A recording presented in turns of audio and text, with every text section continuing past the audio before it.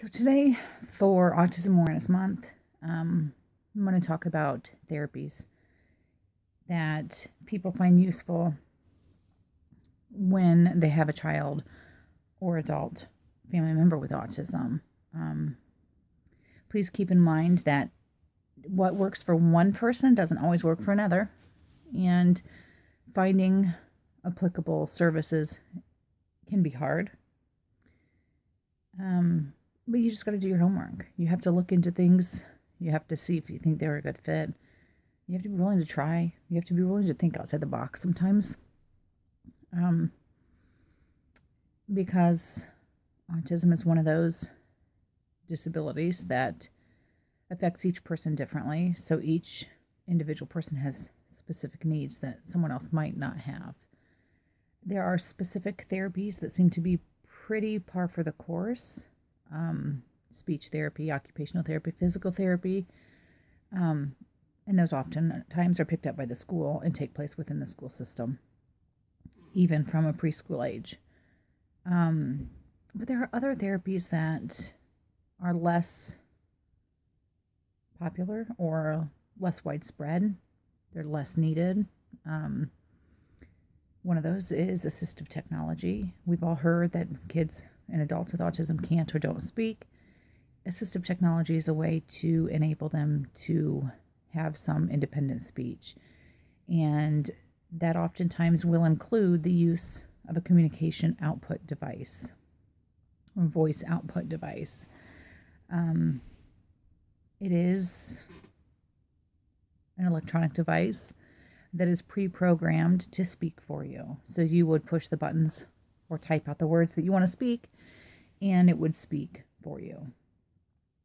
The interesting thing about assistive tech is this can be used in conjunction with someone who has limited speech. For instance, some of you that know my family know that my youngest, Carter, has limited speech. He can be very, very difficult now at 12 for an unfamiliar listener to understand him. And until very recently, he has used a voice output device at school, both to speak and for academic purposes. He's used that since he was 4. He's also used sign language in conjunction with the voice output device and the speech that he has. Sign language is another skill, another service, another therapy, if you will, that many people on the spectrum can utilize. They're visual learners. Seeing things can be of benefit. Using one's voice and speaking and using sign language together really kind of opened the door for this with autism in terms of having a complete understanding of what you're saying. There are other therapies, ABA, which is applied behavior analysis, and that is used to teach, program, replace unwanted behaviors with desired behaviors. And this is done with a lot of times with reward systems. Can be used with punishment and reward systems. It depends on the behavior. It depends on your goal. It depends on the person. This is becoming more and more popular and is beginning to be covered by insurance, which had been difficult for many, many years. There are other treatments, interventions that people use. There is a connection with some people with autism with the gut. You've heard the term leaky gut. This does not benefit everybody with autism. Not everybody with autism has a leaky gut, but those that do can find benefits from having a gluten-free, casein-free diet, GFCF diet, milk, wheat products. Again, this is not for everybody. What works for one person might not work for another. Sometimes you have to try and fail. We did briefly try this with my oldest and didn't find any benefits. However, I've got friends that swear by it. So with treating autism, it's almost just like understanding the disability. Each individual person is so drastically different that what one family finds to be useful, another may not. Another intervention, assistance not really therapy, but can be of help, is a service dog. Animals have such an innate ability to read situations sometimes that people can't. We, many, many years ago, decided to get Christian an autism service dog because he loves animals more than he loves people almost.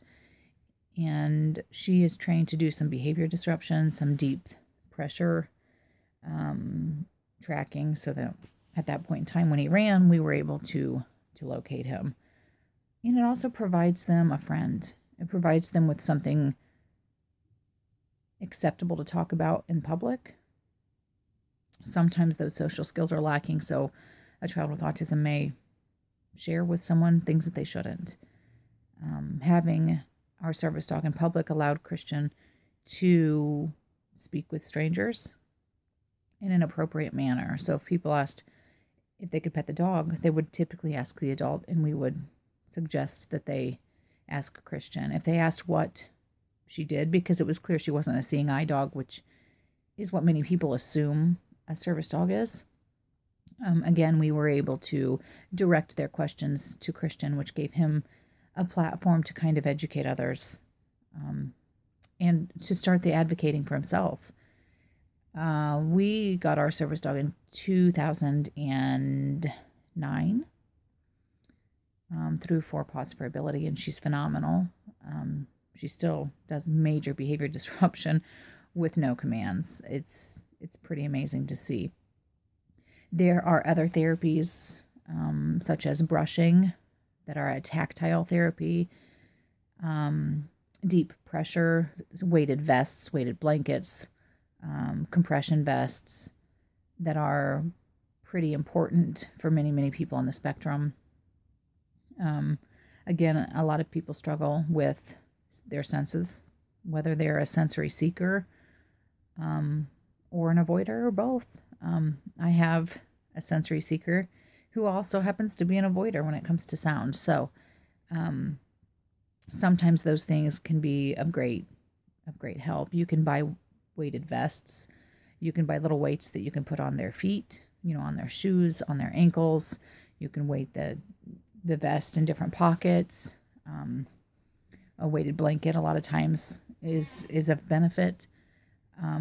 It kind of just helps center their body, gives them an idea of where they're at in space. A lot of people with autism, including one of my own, would run into walls and into people as a way of kind of giving himself that deep pressure. So ball pits can be a good place for a kid with autism. Just the pressure of all those balls can be a pretty cool thing. Swimming can be a way to address some of the pressure issues that they might crave. Big bear hugs. If you have somebody who's needing that heavy work, like loading up a wagon with books, or having them push or pull something that has a little weight on it. All of these are things that seem silly to some people, but can be of benefit to someone with autism. So there are many, many, many more therapies and services that people use. I just touched briefly on some of the basic services that they use.